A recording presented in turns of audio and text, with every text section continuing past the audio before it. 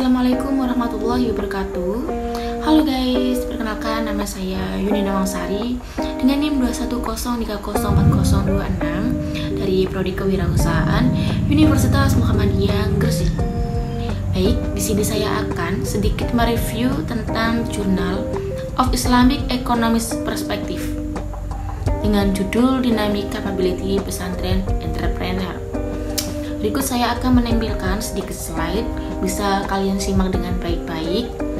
Oke. Bismillahirrahmanirrahim. Review jurnal dengan judul Dynamic Capability Pesantren Entrepreneur diambil dari Journal of Islamic Economics Perspective. Di dalam Journal of Islamic Economics Perspective dengan judul Dynamic Capability Pesantren Entrepreneur berisi bagaimana bisa mewujudkan dan mengembangkan pesantren beserta santri dan kiai di dalamnya menjalankan kegiatan pondok, gak hanya seperti pondok pesantren seperti pada umumnya, tetapi juga ditekankan bisa berbasis wirausaha. Dan kegiatan tersebut biasa disebut dengan pesantrenpreneur.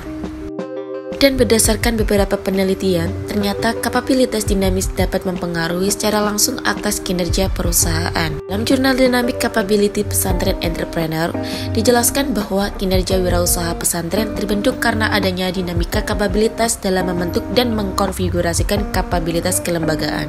Yang mampu merespon perubahan lingkungan secara baik dengan memegang prinsip mengidentifikasi dan menilai perubahan yang terjadi di lingkungan pesantren, menitik beratkan pada kewirausahaan basis. Pesantren berbasis kewirausahaan atau yang dikenal dengan pesantren wirausaha. Pesantren adalah pesantren yang tidak hanya mengajarkan ilmu agama, tetapi juga mengajarkan dan mendidik mahasiswa untuk berwirausaha dengan melibatkan mahasiswa dalam mengelola usaha di pesantren. Apa sih yang dimaksud kapabilitas dinamis itu?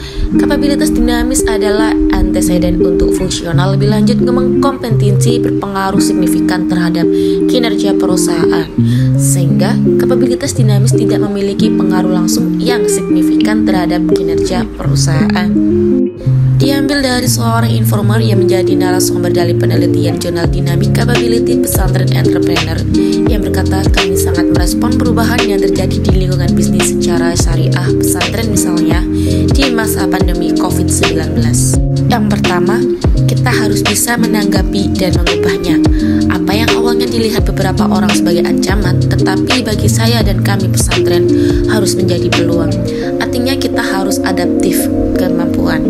Yang kedua, harus memiliki prinsip absorptif, artinya mampu menyerap informasi penting untuk memulihkan bisnis dan ekonomi pesantren.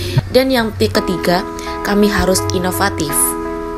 Baik, terima kasih dari saya. Bila ada salah kata, salah penulisan, mohon dimaafkan. Semoga apa yang saya review saat ini bisa bermanfaat bagi kita semua.